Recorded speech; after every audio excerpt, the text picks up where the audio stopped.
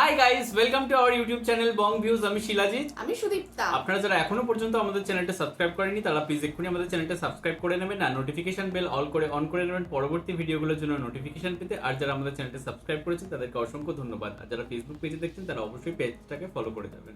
একদমই তাই, এবং আমাদের ভিডিওগুলো যদি ভালো লেগে থাকে অবশ্যই লাইক করে যাবেন। নিয়ে চলে এসেছি আবার একটা জিওপলিটিক্যাল ইস্যু নিয়ে, এবং আপনাদের খুব পছন্দের টপিক নিয়ে, কারণ এখানে আপনাদের পছন্দের নতুন দাদা আছে।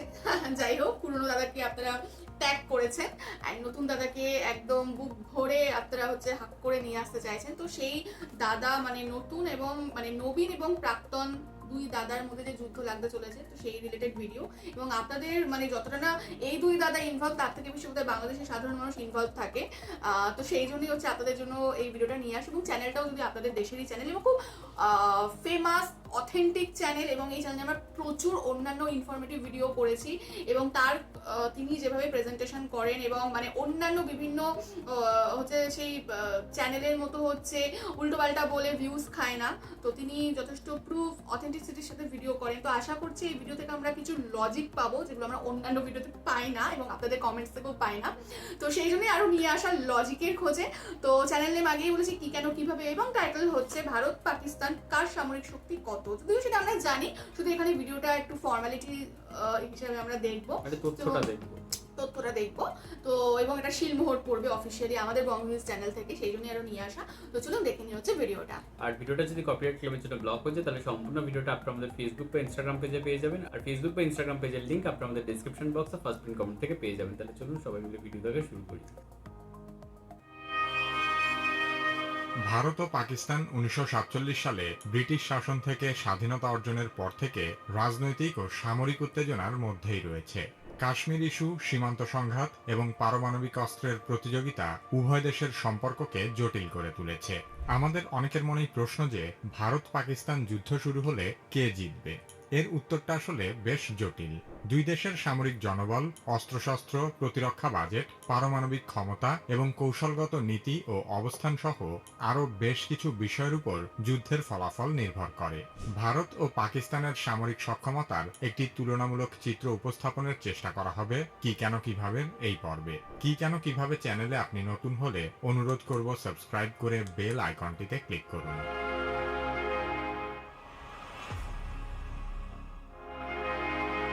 সামরিক শক্তির দিক থেকে ভারত দক্ষিণ এশিয়ার মধ্যে সবচেয়ে বড় এবং শক্তিশালী হিসেবে বিবেচিত।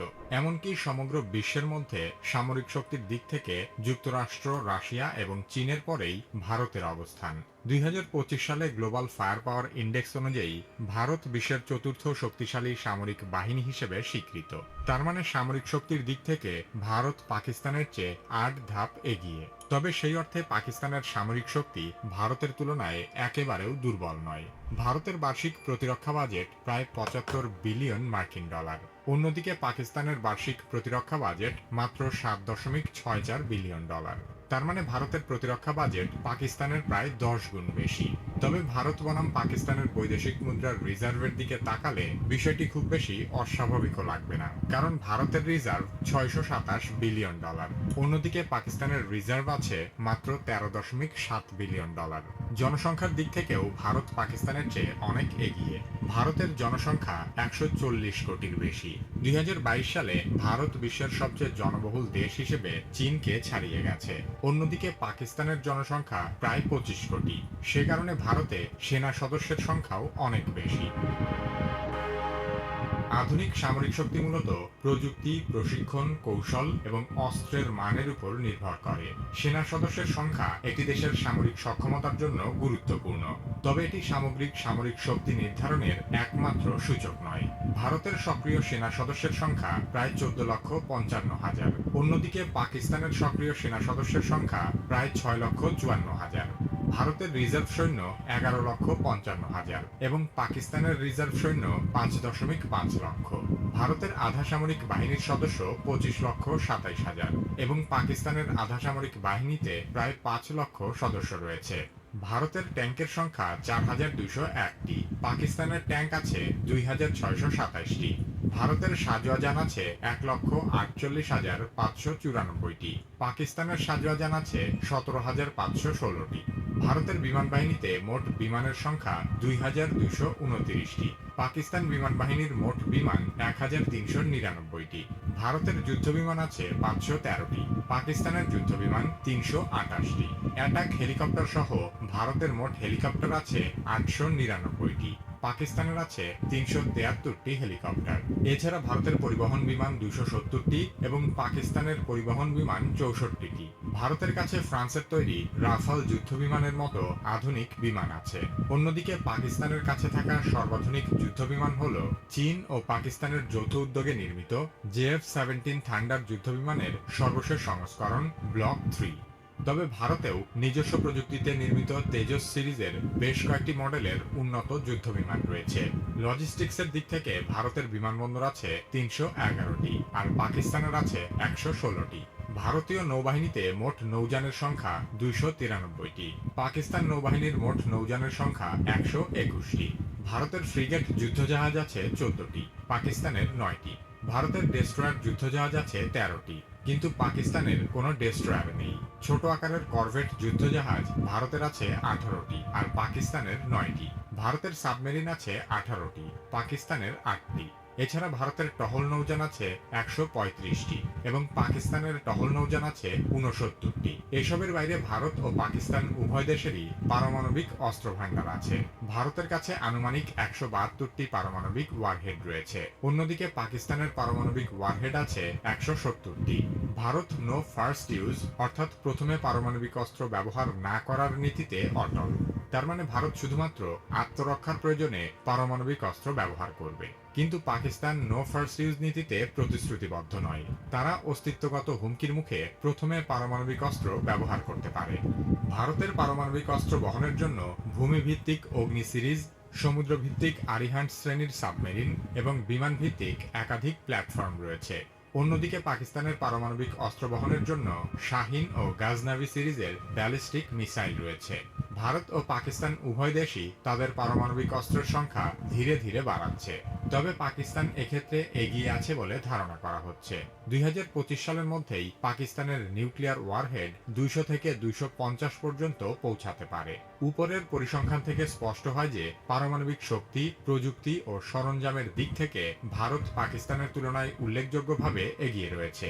তবে পাকিস্তান পারমাণবিক অস্ত্রের মজুদ এবং পরিস্থিতি অনুযায়ী পারমাণবিক অস্ত্রের ব্যবহারের নীতিমালার দিক থেকে অনেক সুবিধাজনক অবস্থানে আছে। পাকিস্তান স্বাধীন হওয়ার পর থেকে বারবার গণতন্ত্রের ব্যাঘাত ঘটেছে। দেশটি বেশিরভাগ সময়ই সামরিক বাহিনীর শাসনে পরিচালিত হয়েছে।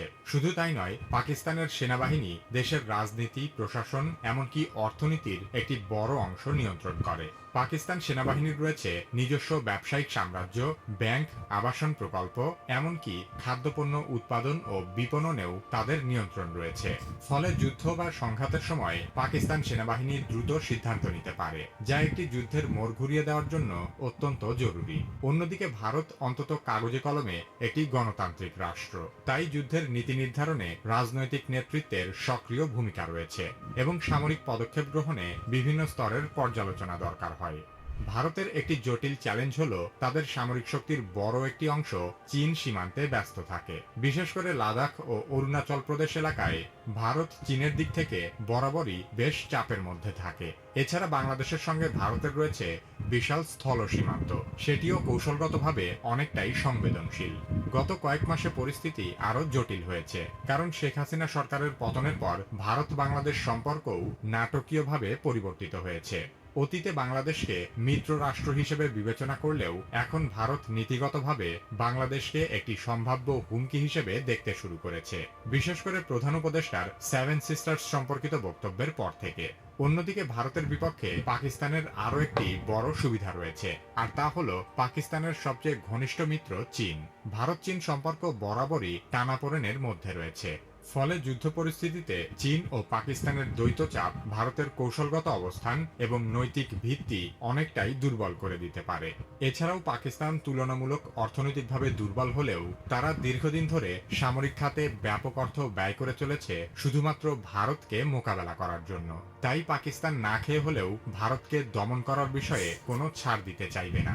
প্রথাগত যুদ্ধে যদি পাকিস্তানের অবস্থান ভেঙেও পড়ে, সেক্ষেত্রে পাকিস্তান ভারতের আগে পারমাণবিক হামলা চালাতে পারে। সব মিলিয়ে ভারত সামরিক সংখ্যার বিচারে পাকিস্তানের চেয়ে অনেক এগিয়ে থাকলেও একসাথে সর্বশক্তি পাকিস্তানের বিরুদ্ধে ব্যবহার করা সম্ভব নয়, কারণ চীন, বাংলাদেশ এবং অভ্যন্তরীণ নিরাপত্তা এই তিনটি ফ্রন্টে ভারতকে সমানভাবে নজর রাখতে হয়। তাই পাকিস্তানকে সামরিকভাবে মোকাবেলা করা ভারতের জন্য কখনোই খুব সহজ কাজ নয়। মাত্র কয়েক মাস আগে শেখ হাসিনা সরকার পতনের পর বাংলাদেশের সাথেও ভারতের যুদ্ধ পরিস্থিতি তৈরি হয়েছিল। ভারতের তুলনায় বাংলাদেশের সামরিক শক্তি কেমন সে সম্পর্কে জানতে চাইলে কি কেন কিভাবে এই ভিডিওটি দেখতে পারেন। দেখলাম হচ্ছে একটা ভীষণই ইনফরমেটিভ ভিডিও, একদম প্রপার ইনফরমেটিভ ক্যাটাগরিতে এই ভিডিওটাকেই হয়তো বোধহয় ফেলা যায়। এতদিন আমরা যা ভারত পাকিস্তান রিলেটেড ভিডিও করেছি এবং যথেষ্ট অথেন্টিসিটির সাথেই এটা করা হয়েছে এবং যতটা সম্ভব তুলে ধরা হয়েছে। অ্যান্ড হ্যাঁ, তুল্যমূল্য বিচার করা হয়েছে, নিউট্রাল ভাবে এটা আমরা বলতেই পারি। তো প্রথমত হচ্ছে ভারত এবং পাকিস্তান, বলতেই পারি জলে জলে আপনাদের জ্বলছে, এই কমেন্টটা কিন্তু আমরা মানে আমাদের ভিডিওর কমেন্ট বক্সে দেখতে পাই। তো এই ভিডিওটা দেখে আমার সেটাই মনে হলো যে আপনাদের জ্বলছে। অ্যাকচুয়ালি এই ভিডিওটা দেখার আমাদের কিন্তু কোনো প্রয়োজন ছিল না, বরং দেখানোর প্রয়োজন ছিল বা আমাদের চ্যানেলে থাকা প্রয়োজন ছিল। সেই জন্যই ভিডিওটা হচ্ছে আমরা এত ফর্মালি ভাবে আমরা এনেছি, নাহলে এটা হয়তো করার দরকার ছিল। এই কমেন্টটা পড়ে পড়ে না মানে অতিষ্ঠ হয়ে গেছি। জলে জ্বলছে আমি বলছি জ্বলছে তো।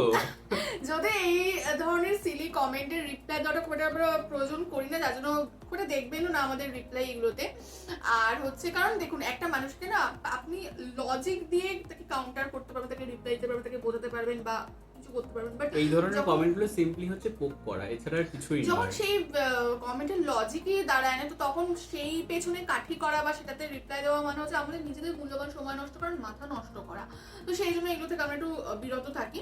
তো যাই হোক, এই ভিডিওতে প্রথমত বলা হলো যে কোন দেশের সাথে কাছে কি রয়েছে, কি ব্যাপার, হেনাতানা এই সমস্ত কিছু একটা পরিসংখ্যান দেখানো হলো এবং 99% ক্ষেত্রে বা 100% আমরা বলতে পারি যে সমস্ত দিক থেকে কিন্তু ভারত এগিয়ে। হ্যাঁ, এবার এর কিছু এগিয়ে শুধু নয়, দ্বিগুণ স্তরে এগিয়ে, দ্বিগুণ ত্রিগুণ মানে তিনগুণও এমন কিছু কিছু জিনিস রয়েছে এবং টেকনোলজির দিক থেকেও এগিয়ে এগুলো তো রয়েছে। মানে এগুলো তো আমরা জানি, বাট হ্যাঁ ঠিকঠাক পরিসংখ্যানটা আমরা জানতাম না, সেটা আমাদের জানা হলো, এটা একটা বিষয় এবং জানানো হলো আপনাদের।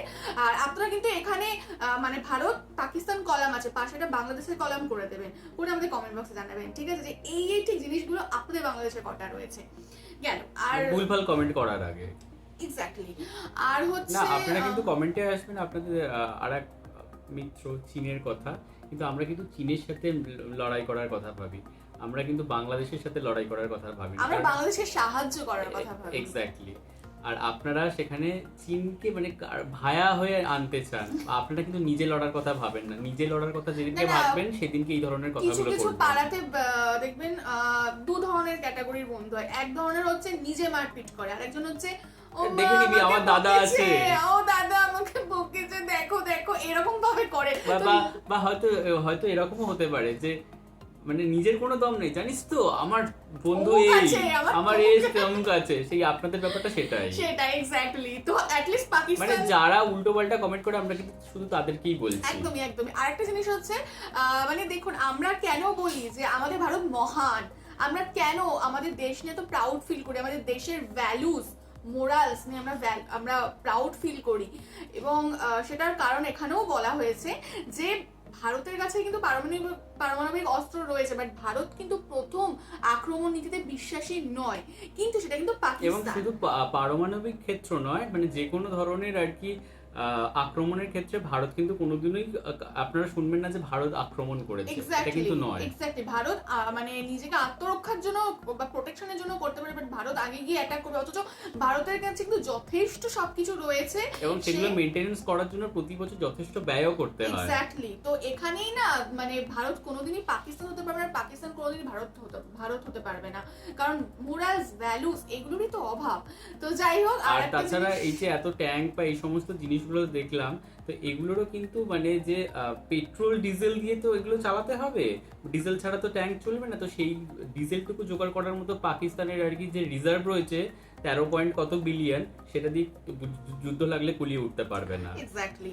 তো যাই হোক, এই সমস্ত তো ব্যাপার রয়েছে। এবং হ্যাঁ, এখানে কিছু দেখানো হয়েছে যে আর আপনারা চীনের কথা বললে আমাদের পাশেও আমেরিকা রয়েছে, সেটা ভুলে যাবেন না। আর এখানে কিছু আমরা কিন্তু কোয়াডের সদস্য। আর হচ্ছে এখানে দেখানো হয়েছে যে যতই এত আমাদের সেনাবাহিনী থাক, এত কিছু থাক না কেন, বাট আমরা চীন আর বাংলাদেশকে নিয়েও যথেষ্ট জর্জরিত, অ্যান্ড সেটার জন্য আমরা ইয়ে করতে পারছি না, ইত্যাদি ইত্যাদি। তো এই সমস্ত দেখানো হয়েছে। এবং যেহেতু হচ্ছে পাকিস্তান হচ্ছে ফার্স্ট অ্যাটাকে বিশ্বাসী, তো সেটাও একটা কোথাও গিয়ে রিস্ক ফ্যাক্টর থেকে যায়। তো এই সমস্ত আমরা সমস্ত কিছু দেখলাম। ডেফিনেটলি এগুলো কারণ, অবশ্যই কারণ না। বর্তমানে দাদা যেটা আর কি বললো যে বাংলাদেশ মানে একটা হস্টাইল কান্ট্রিতে পরিণত হয়েছে ভারতের, বাট যেটা আগে মিত্র কান্ট্রি হিসাবে ধরা হতো, সেটা কিন্তু একদমই ঠিক। সেটা আপনাদের কমেন্ট বলুন বা আপনাদের চিন্তাধারা বা আপনাদের যে প্রাক্তন সেনাকর্তার কথাবার্তা বা ফেসবুক পোস্ট, সেগুলো দেখে কিন্তু বোঝা যায়। এটা কিন্তু ফেলে দেওয়ার মতো বিষয় না। তো অবশ্যই আমরা যেহেতু আক্রমণ করব না কোনো দেশকে, বাট আমরা তো নিজেদেরকে মানে নিজেদের আত্মরক্ষার জন্য সমস্ত কিছু সব দিকেই আর কি বজায় রাখবো এবং সেইভাবে নিজেদেরকে প্রস্তুত রাখবো। সেটা নিশ্চয়ই আপনারা জানেন যে আমরা যেভাবে প্রস্তুতি নিচ্ছি নিজেরা যে আত্মরক্ষার জন্য, সেটা আপনাদের অজানা নয়। বাট হ্যাঁ, এমন নয় যে সেটা এখানে যেটা বলা হলো যে যদি মানে যুদ্ধ লাগে, সেক্ষেত্রে পুরো আর কি সৈন্যটাই আর কি পাকিস্তানের দিকে করিয়ে দেওয়া হবে, তাতে ভারতের অন্যান্য দিকগুলো ইনসিকিউর হয়ে যাবে। তো একটা দেশের যখন অন্যান্য কান্ট্রি দ্বারা বেষ্টিত থাকে, সেখানে কিন্তু কোনো দেশই যুদ্ধ লাগলে সমস্ত তার সেনাবাহিনী একটা কান্ট্রির জন্য করে দেয় না, কারণ বাদবাকি তার যে সীমারেখাগুলো রয়েছে সেগুলোরও নিয়ন্ত্রণ তাকে রাখতে হয়। তো এটা খুব একটা মানে হ্যাঁ অবভিয়াস ব্যাপার। আর তাছাড়া আমরা কেনই বা মানে পাকিস্তানকে ফার্স্টে আক্রমণ করতে যাব? তারা টেরোরিস্ট অ্যাটাক করেছে, সেই জন্য আমরা তাকে শিক্ষা দেব, আমরা কিন্তু ফার্স্টে অ্যাটাক করতে যাব না। একদমই তাই। তো বাট হ্যাঁ, মানে মানুষ হচ্ছে খুবই অদ্ভুত ব্যাপার যে পাকিস্তানকে সাপোর্ট করতে করতে কোথাও গিয়ে টেরোরিজমকে সাপোর্ট করে ফেলছে, এবং কোথাও গিয়ে হিউম্যানিটির বিরুদ্ধে কথা বলছে, এবং কোথাও গিয়ে মানে আর কি যে সমস্ত মানুষরা হচ্ছে শান্তির বাণী ছড়ায় এবং সমস্ত কথাতে একটি নির্দিষ্ট হোলি বুকসের এক্সাম্পল দেয়, সেখানে কি ব্যাখ্যা রয়েছে তার এক্সাম্পল দেয়, বাট সেই সমস্ত মানুষরাই যখন হচ্ছে মানে কোথাও গিয়ে টেরোরিজমকে কোথাও গিয়ে প্রত্যক্ষ বা পরোক্ষভাবে সাপোর্ট করে ফেলে, সেটা তো একটা খুবই মানে ট্রিগার করার মতো বিষয় হয়ে দাঁড়ায়। তো যাই হোক, বাট হ্যাঁ, এই ভিডিওতে আর বিশেষ কিছু বলার নেই। বাট হ্যাঁ, মানে ওই আর কি সমস্ত পরিসংখ্যান এখানে স্পষ্টভাবে বলা হয়েছে, নিউট্রালি বলা হয়েছে, যেটা আপনাদের জানা দরকার ছিল। এবং তারপরেও আপনারা পাকিস্তান জিন্দাবাদ জিন্দাবাদ করুন, সেটা আপনাদের ব্যক্তিগত বিষয়। কিন্তু আমরাও জানি এই ভিডিওটা দেখার পর আপনাদের চলছে, চলে তো। তো যাই হোক, বাট হ্যাঁ, আপনারা প্লিজ প্রে করুন পাকিস্তানের জন্য অ্যান্ড নিজেদের জন্য। এবং হ্যাঁ, পাকিস্তান যে ভুলটা করেছে সেটা যদি কোনোদিন বাংলাদেশ করে, পাকিস্তানে তো তবু কিছু আছে, বাংলাদেশ তো পুরো গুঁড়িয়ে যাবে, কি হবে তখন? যাই হোক, আর আপনাদের যে দাদা চীন, সে কিন্তু তার এত বড় বাজার ভারত, সেটা কিন্তু তারা ছেড়ে বাংলাদেশকে সাপোর্ট করতে আসবে না। একদমই না। হবে বলুন তো তখন? একটু সাবধানে থাকবেন। হ্যাঁ, তো যাই হোক, এখানে ভিডিওটা শেষ করছি। আশা করছি আপনাদের ভিডিওটা ভালো লাগেনি। কিছু মানুষের ভালো লাগতে পারে, তারা লাইক করবেন, আর যাদের ভালো লাগেনি, যেটা ম্যাক্সিমাম, তো আপনারা ডিসলাইক করতে পারেন। আর হচ্ছে যদি এই ধরনের ভিডিও পেতে চান, কারণ আপনারা আবার একটু অথেন্টিসিটি থেকে দূরে থাকতে মানে দূরে থাকতে পছন্দ করেন, লজিক থেকে দূরে থাকতে পছন্দ করেন, তো সেই সব মানুষদের জন্য বোধহয় আমাদের চ্যানেলটা খুব একটা সুবিধা ঠেকবে না। তো সেক্ষেত্রে কিছু বলা নেই। বাট হ্যাঁ, যারা আপনারা হচ্ছে চিন্তা, বিবেচনা, বিচার, বুদ্ধি সবকিছু তথ্যের ওপর এবং সবকিছু রেশনাল ভাবে দেখতে চান, তো তাদের জন্য আমি বলবো যে আমাদের চ্যানেলটা একদম ঠিকঠাক চ্যানেল। হবে। তো তাদেরকে আর কি আমাদের পরামর্শ থাকবে যে অবশ্যই আমাদের চ্যানেলকে সাবস্ক্রাইব করে যান এবং বিভিন্ন হচ্ছে কনস্ট্রাকশনাল যে সমস্ত আমরা আলোচনা করি সেগুলোতে পার্টিসিপেট করুন কমেন্টসের মাধ্যমে। আর সাবস্ক্রাইব বাটনের পাশে জয়েন বাটন পেয়ে যাবেন, সেখানে কিছু ফেসিলিটিস দেওয়া থাকে, চাইলে আপনারা চেক করতে পারেন। আর আমাদের যে ফেসবুক আর ইনস্টাগ্রাম পেজ রয়েছে আমাদের চ্যানেলে, সেখানে আপনারা ফলো করতে ভুলবেন না, লিঙ্ক ডেসক্রিপশন বক্সে পেয়ে যাবেন। আর আমাদের চ্যানেলে যে ফেসবুক গ্রুপটা রয়েছে সেখানে আপনারা জয়েন করে আপনারা আপনাদের মনের মতো সমস্ত কিছু পোস্ট করতে পারেন, তার লিঙ্কও ডেসক্রিপশন বক্সে দেওয়া রয়েছে। আর আমাদের যদি আপনারা পার্সোনালি পছন্দ করে থাকেন আমাকে শিলাজিৎ ওকে সুদীপ্তা হিসাবে, তাহলে আমাদের পার্সোনাল ফেসবুক আর ইনস্টাগ্রাম সাইটে ফলো করতে পারেন, লিঙ্ক ডেসক্রিপশন বক্সে পেয়ে যাবেন। তো দেখা হচ্ছে পরবর্তী ভিডিওতে, আজ এ পর্যন্তই, টাটা।